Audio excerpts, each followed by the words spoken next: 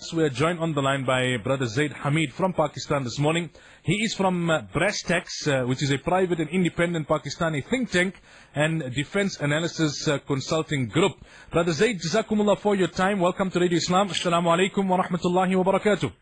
Wa alaikum assalam wa rahmatullahi wa barakatuh, habibi. Ahlan wa sahlan bikum. Jazakumullah. Many are going to say that this is the US now buying its loyalty from Pakistan with aid packages like this one. You see, basically what is happening is that they are not buying the loyalties of the Pakistanis. They are buying the loyalties of the leadership. That's it. The issue is that this leadership, the present government in Pakistan, is one of the most corrupt, incompetent government Pakistan has ever seen in its history. And just like the Karzai government in Kabul, this government absolutely has no capacity to deliver anything to anyone. And now, when the Americans are losing their war in Afghanistan, they are desperate that Pakistan should fight their war to recover them from the mess they have landed themselves into. And literally people actually say that Americans now want to fight to the last of Pakistanis.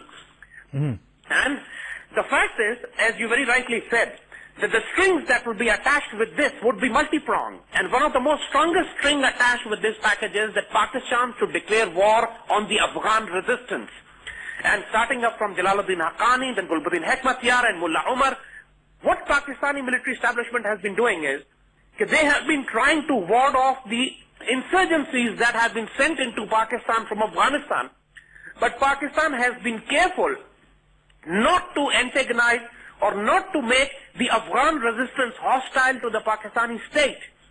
Because Tehreek-e-Taliban Pakistan and Baluchistan Liberation Army, the terrorist groups which are being funded and supplied from Afghanistan, are waging a war against the Pakistani state, and Pakistan army is already preoccupied with this. Also the fact that Pakistanis have suffered almost $20 billion losses in terms of wealth, property, damages, casualties, human losses, the military hardware that has been lost. And if you compare that figure with the peanut figures that the Americans are offering, it's not a compensation by any standard but a bribe. And bribe also to the leadership. And this is something that Pakistani nation, the civil society now realizes.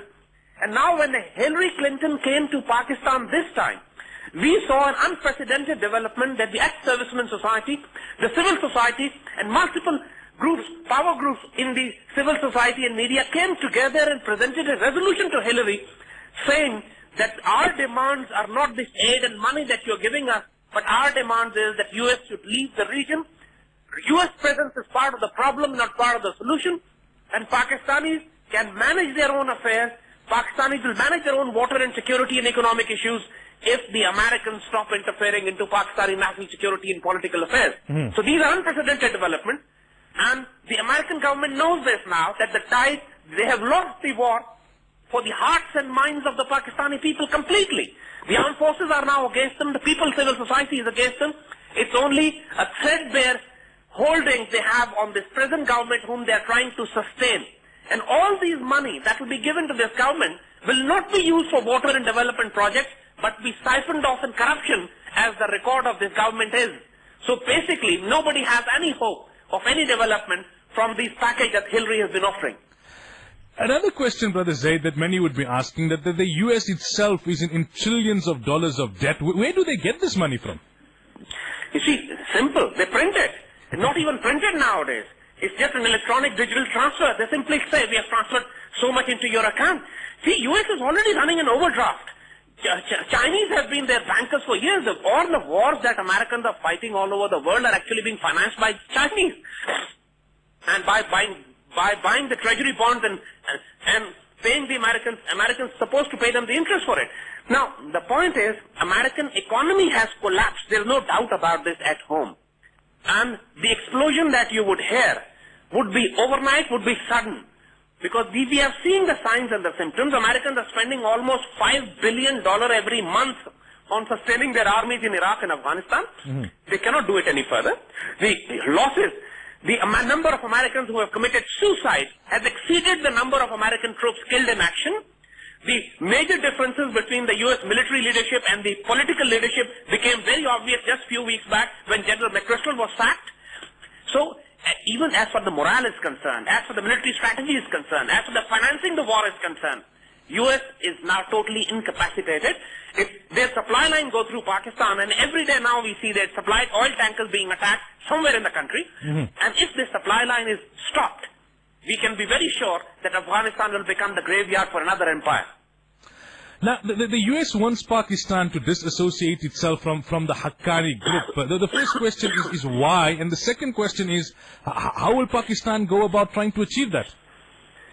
You see, there are three major groups in Afghanistan who are resisting the American and NATO occupation. One of them is Mullah Umar group, other is Jalaluddin Haqqani's group, and the third group is Gulbuddin Hekmatyar. Mullah Umar is primarily strong in the southern Helmand and Kandahar region. Jalaluddin Haqqani is strong in the eastern regions of Khost, Paktiya, Paktika, Lugar, Ningarhar, and around the southern tip of Kabul. And Hekmatyar group is stronger in Kunar, in northern areas, in Badakhshan, and Kunduz, and in northern Afghanistan.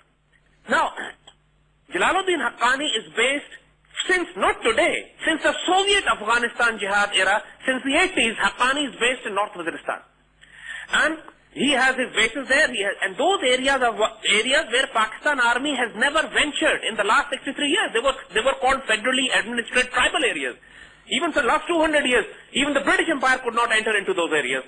Now, this is the region where Americans want Pakistan to wage a war against the Haqqani network. Pakistanis have not done it, they will not do it. Now, the point is, basically what the American desire is, that Pakistan, when the Americans leave, Pakistan must not have any asset left in Afghanistan to exercise any influence. So before the Americans leave, they want Pakistan and Afghan resistance to be at war with each other. And this is the strategy. Pakistan is hedging their bets. Pakistan is resisting this American pressure simply because now everybody is seeing that Americans are going to leave, and everybody wants assets in Afghanistan so that they can control and influence the future geopolitics. So this is very understood game. Pakistanis will not be doing that. Pakistanis will not be fighting against Hekmatyar or Mullah Umar, despite the American displeasure. And the fact is that Americans have lost the war inside Afghanistan themselves. They have not lost the war just because Haqqani or some of his family members live in North Waziristan. Haqqani network is 99% based inside Afghanistan. Only the leadership, a few elements of leadership are in Pakistan, from tribal areas of North Waziristan.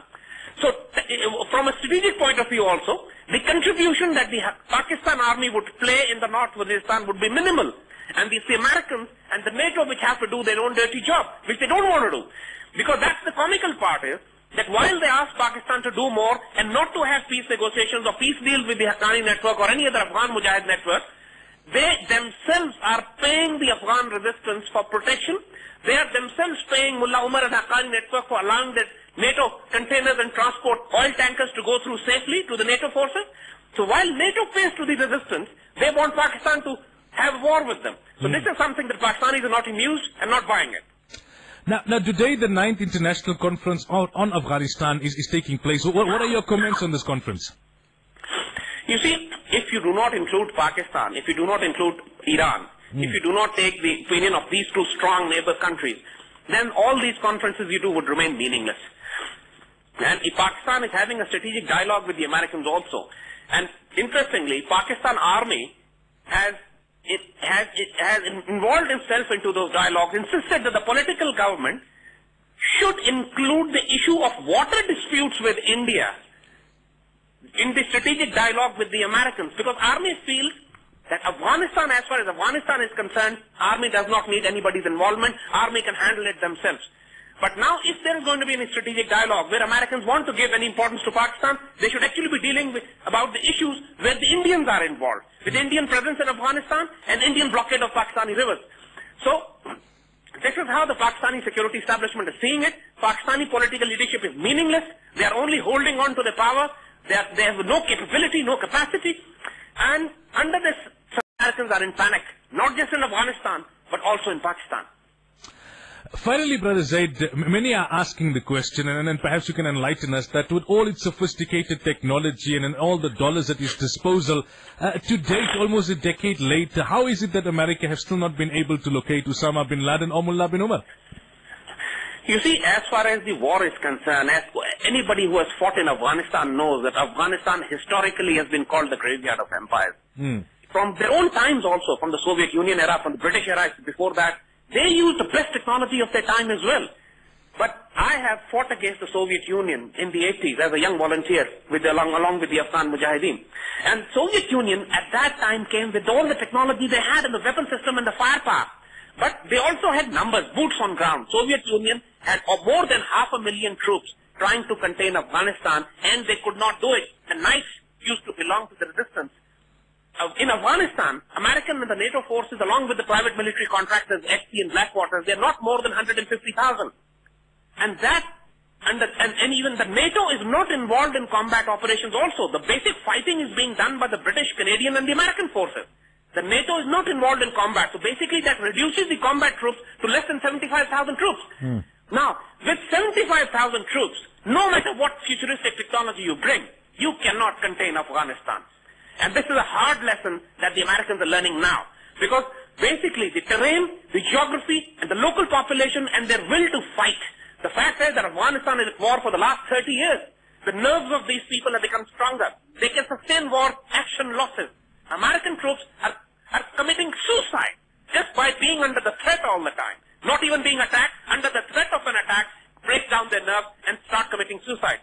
So, with this kind of morale, Taliban have a solid moral cause to defend their land, to liberate their land, to throw out the occupation. American troops, their morale, their armed forces don't see any reason for this war.